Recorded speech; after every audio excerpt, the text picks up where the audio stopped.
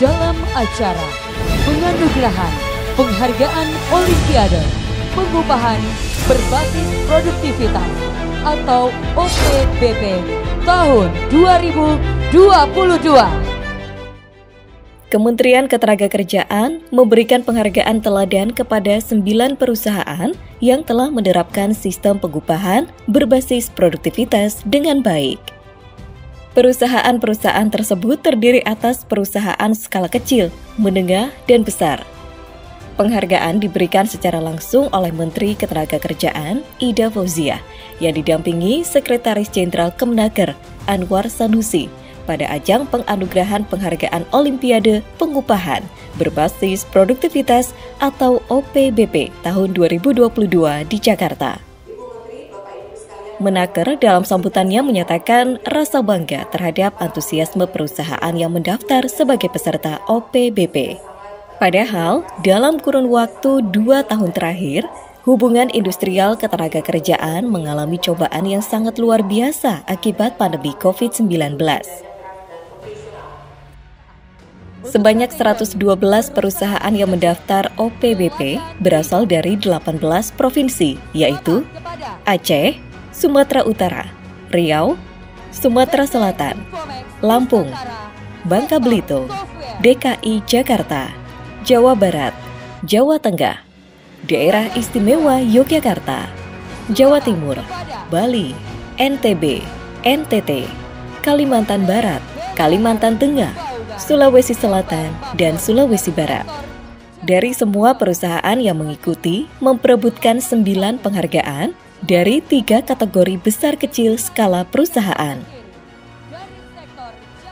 Sebuah kebanggaan besar perwakilan perusahaan dari DIY menyabet 3 sekaligus penghargaan dalam 3 kategori berbeda, yaitu penghargaan teladan 1 kategori perusahaan besar dimenangkan oleh Rumah Sakit Pantirapi.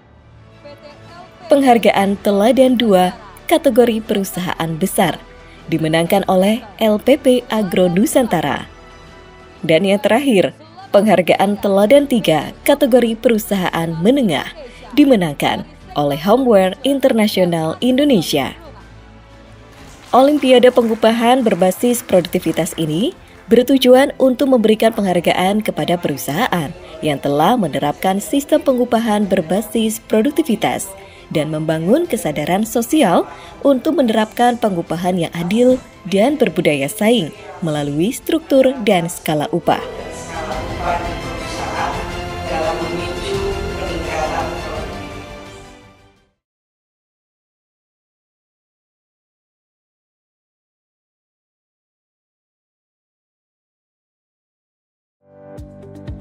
Dinas Tenaga Kerja dan Transmigrasi Daerah Istimewa Yogyakarta sangat berperan penting dalam pendampingan OPBP dan pembinaan pengupahan skala provinsi, di mana Disnaker Trans DIY secara rutin setiap tahunnya mengadakan bimbingan teknis struktur dan skala upah yang dilaksanakan oleh Seksi Pengupahan dan Jaminan Sosial Tenaga Kerja untuk melakukan sosialisasi kepada perusahaan, sekaligus membimbing perusahaan agar dapat menerapkan struktur dan skala upah sesuai dengan peraturan yang berlaku.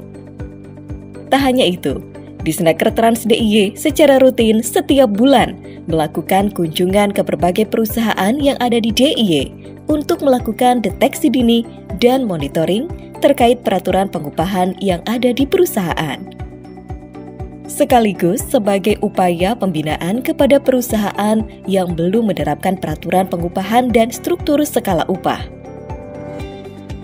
Ada beberapa peran Disnaker Trans DIY dalam pendampingan OPBP, yaitu Disnaker Trans DIY melakukan sosialisasi kegiatan OPBP kepada perusahaan-perusahaan yang ada di DIY. Kemudian, Disnaker Trans DIY bekerja sama dengan Disnaker Kabupaten atau Kota dalam merekrut peserta yang akan mengikuti Olimpiade tersebut, yang nantinya para peserta ini akan diusulkan kepada gubernur untuk dibuatkan surat keputusan gubernur yang menyatakan bahwa para peserta ini adalah perwakilan dari Provinsi DIY. Selain itu, Disnaker Trans DIY juga mendampingi para peserta Olimpiade dalam melakukan pemenuhan bukti-bukti yang disyaratkan oleh Kemenaker RI untuk mengikuti Olimpiade ini. Disnaker Trans DIY juga mendampingi para peserta ke Jakarta dalam memenuhi rangkaian acara OPBP.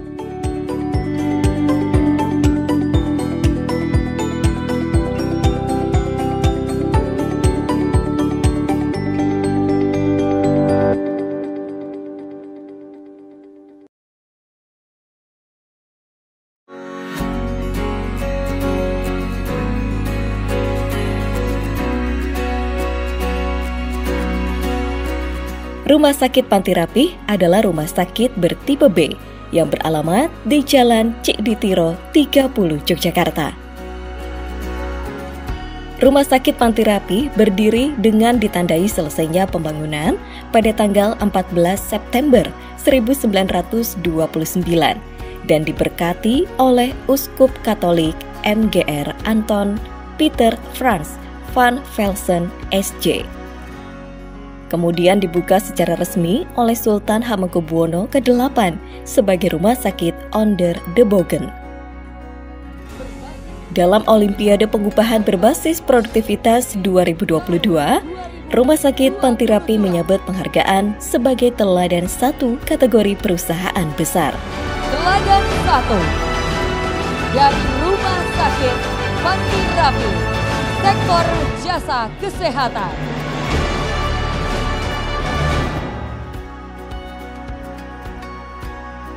Rumah Sakit Panti Rapih sudah berdiri sejak tahun 1929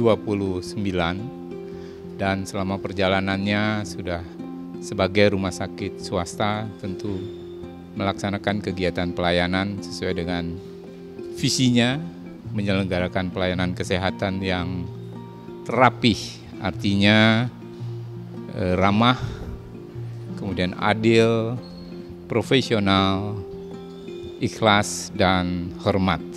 Ini nilai yang kita kembangkan. Selain itu juga Panti Rapih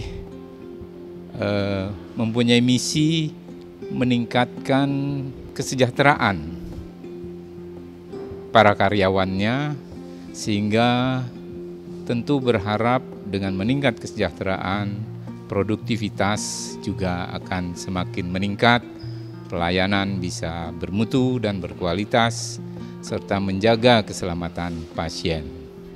Sangat bersyukur kami mendapatkan juara dalam kelompok perusahaan besar sebagai teladan 1.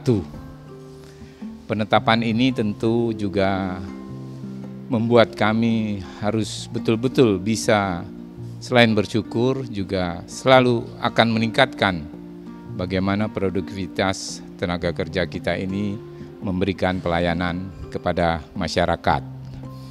Selanjutnya, dalam sistem pengupahan kami itu berbasis kinerja, tentu ada di sana struktur upah yang memang sudah ditetapkan, meliputi upah pokok, upah fungsional, kemudian upah yang menyangkut kinerja, serta tunjangan yang memang ini menjadi dasar dan standar di dalam rangka pemberian upah. Kami dinilai memang sudah memenuhi secara regulasi dan penerapannya juga sudah dilaksanakan tentu dengan upaya-upaya perbaikan sehingga semakin bisa meningkatkan produktivitas dari tenaga kerja Rumah Sakit Panti Rapih, karyawan Rumah Sakit Panti Rapih untuk lebih meningkatkan pelayanan kami. Jadi sistem pengupahan di sini di Rumah Sakit Panti Rapih, khususnya di Yayasan Panti Rapih itu sebenarnya sudah jelas karena kita di dalam PKB itu sudah ada struktur gajinya yang jelas. Jadi kita semua mempunyai buku panduan itu sehingga kita bisa tahu bahwa kita itu sekarang posisinya di mana. Kapan kita akan meningkat golongan kita, kapan kita akan meningkat fungsional kita. Saya pensiun berapa lama lagi. Kemudian dan kita juga ada penilaian kinerja dan itu ada pengupahannya juga. Jadi tunjangan kinerja itu dinilai dari kompetensi kita, dinilai dari tugas-tugas kita sesuai job desk kita. Jadi tiap orang bisa indikator kinerjanya bisa beda-beda. Jadi penilaiannya artinya bahwa tidak secara umum tetapi sesuai dengan job desk yang dipercayakan kepada kita masing-masing. Jadi secara prinsip penggajian di Rumah Sakit Panti Rapih sudah transparan, sudah bisa semua sudah tahu dan semua bisa memahami dan mengerti. Dan bahkan ada selain Rumah Sakit Panti Rapih memberikan haknya sesuai dengan hak karyawan, tetapi ada tambahan jadi tunjangan kinerja dari apa yang kita berikan, apa yang kita kerjakan setiap hari sesuai dengan indikator KPI kita, Key Performance Indicator dari masing-masing orang dan itu bisa beda-beda. Artinya bahwa penggajian itu sudah objektif dan sesuai dengan apa yang sudah kita berikan untuk rumah sakit kita. Dengan adanya itu akan meningkatkan kinerja dan produktivitas dari masing-masing karyawan. Untuk sistem pengupahan yang dilakukan di Rumah Sakit Panti Rapih, bagi saya, bagi kami adalah sudah baik ya Mas, karena berdasarkan struktur dan upah gaji yang diberikan ke kami itu sudah menghargai kami sebagai karyawan, di mana di sana disesuaikan dengan kompetensi dan kinerja kami sebagai seorang perawat. Jadi di situ akan dilihat berdasarkan kompetensi dan kinerja. Misal setiap perawat itu ada jenjang. Kalau perawat itu ada jenjangnya, PK1, PK2, PK3 atau sekarang ada perawat dari dasar itu mahir, terampil sampai penyelia sampai ahli. Sehingga kami di situ akan dilihat setiap tahunnya, dilihat tiap setahun, 2 tahun atau 3 tahun sesuai dengan regulasi untuk meningkatkan kompetensi kami. Jelas sistem pengupahan yang kami dapat di sini memacu kami masing-masing sebagai seorang perawat itu untuk selalu meningkatkan produktivitas kami berdasarkan kompetensi yang kami miliki.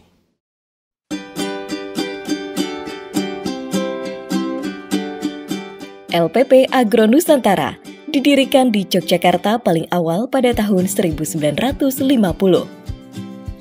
Dengan terbaru grup dan terlibat dalam konsultasi manajemen, mencangkup semua kegiatan, mulai dari manajemen operasi, strategi perusahaan, peta jalan dan strategi teknologi informasi, sumber daya manusia dan manfaat, desain organisasi dan pengembangan, manajemen perubahan, resolusi hukum dan konflik, konsultasi keuangan, pemasaran dan penjualan, dan sistem pemantauan layanan publik. Dalam OPBD yang diselenggarakan oleh Kementerian Ketenagakerjaan, LPP Agro Nusantara menyabet penghargaan sebagai teladan 2 kategori perusahaan besar.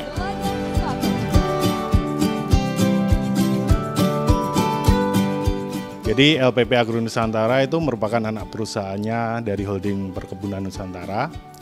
Dan PT LPP Agro Nusantara sudah berdiri sejak 73 tahun yang lalu dan bertransformasi dari College Gula Negara, kemudian Akademi Gula Negara, Lembaga Pendidikan Perkebunan, dan di tahun 2019 kita bertransformasi menjadi PT LPP Agro Nusantara.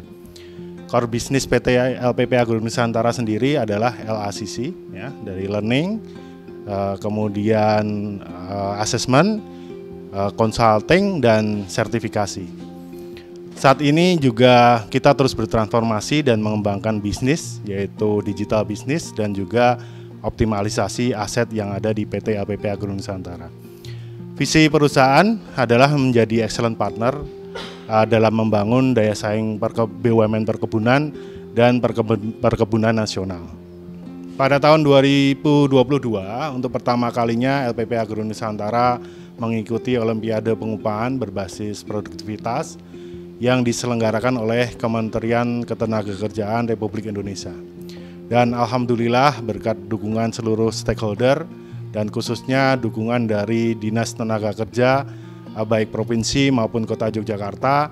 Semua proses tahapan Olimpiade Pengupahan berbasis produktivitas ini bisa dilalui dan dilaksanakan dari mulai sosialisasi, pengumpulan data, validasi, pemaparan, serta penilaian dari tim Kementerian Ketenagakerjaan Republik Indonesia.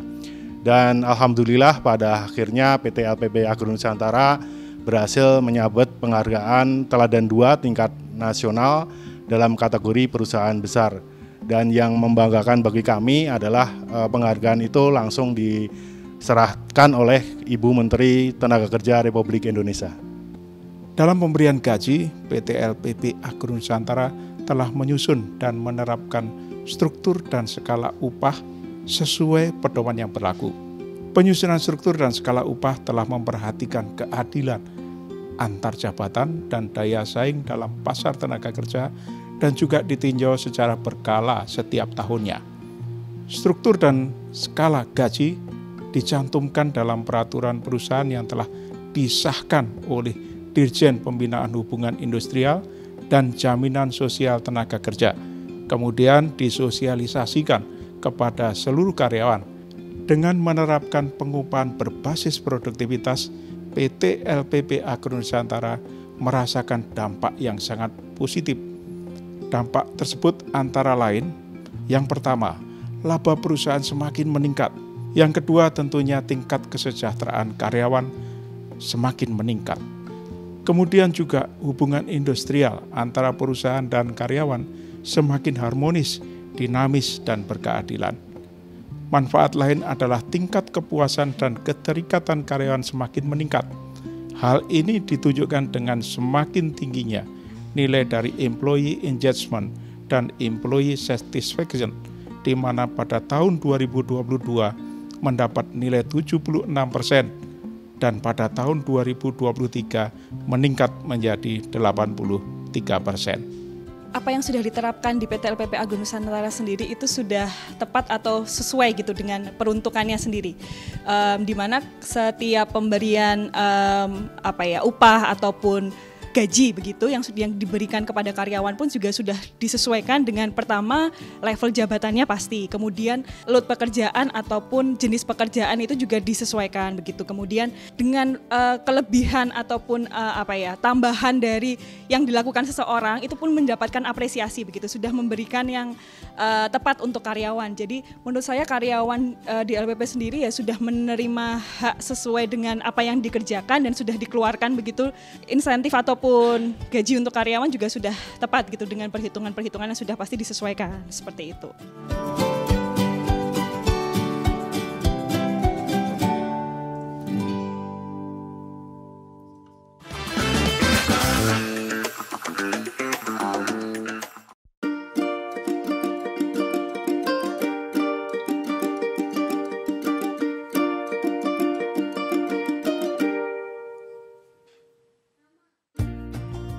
PT Homeware International Indonesia yang ada di Kabupaten Sleman berdiri sejak tahun 2004.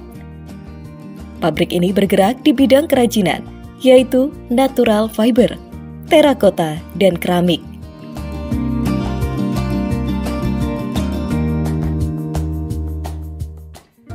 Homeware memiliki desainer sendiri. Selain itu, juga memiliki modifikasi sesuai permintaan pembeli. Pasar ekspornya 40% adalah Amerika, sisanya Eropa dan Asia.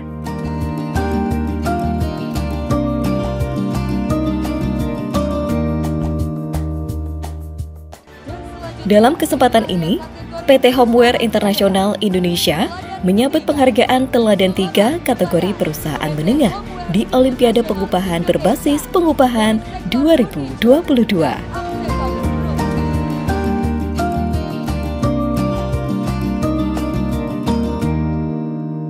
Kami dari PT Homeware, jadi PT Homeware International Indonesia yang bergerak di bidang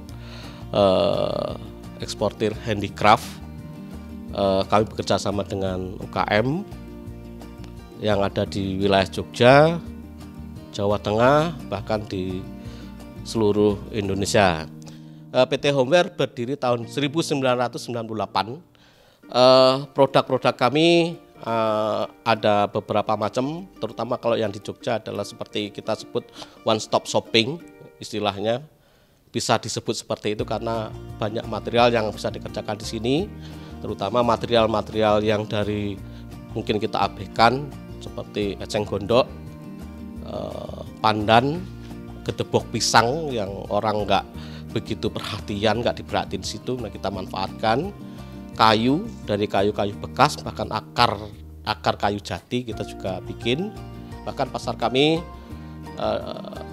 kami di Amerika, Eropa, Asia juga ada, sebagian di Jepang dan Korea juga ada, Uni Emirat ada, terus Australia juga ada di salah satu mungkin buyer terkenal di Australia.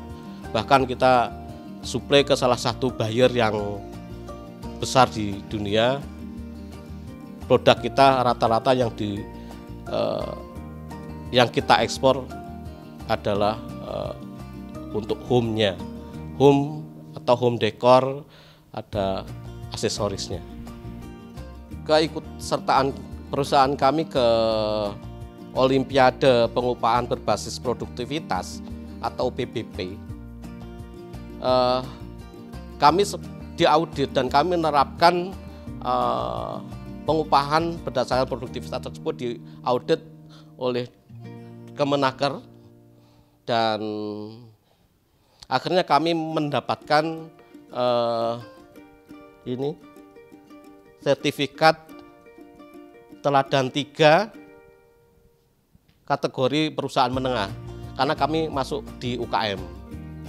Kami menerapkan struktur skala upah sesuai dengan jabatan dan sebagai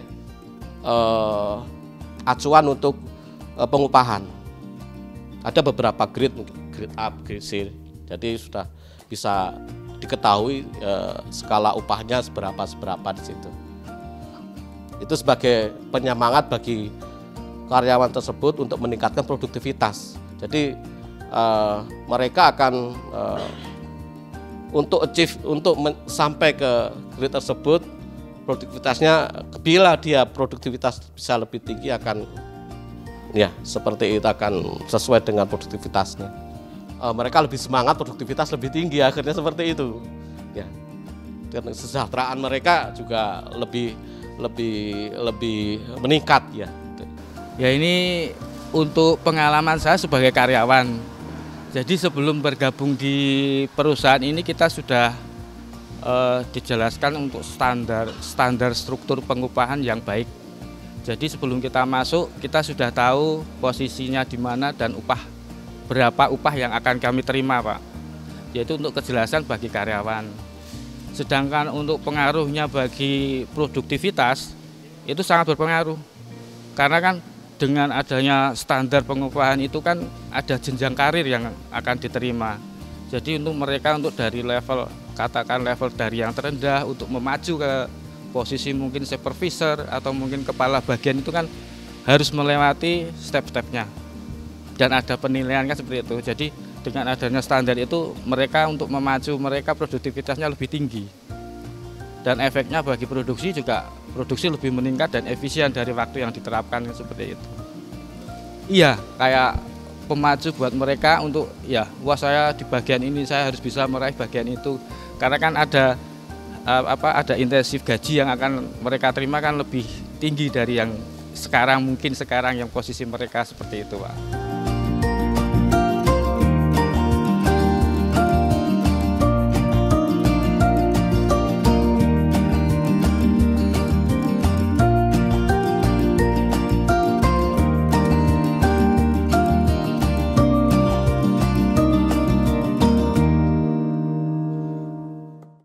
Kepada PT Homeware International Indonesia dari sektor furniture dan aksesoris rumah, LPP Agro Nusantara dari sektor pendidikan, Learning Center dari Rumah Sakit Panti Rapi, sektor jasa kesehatan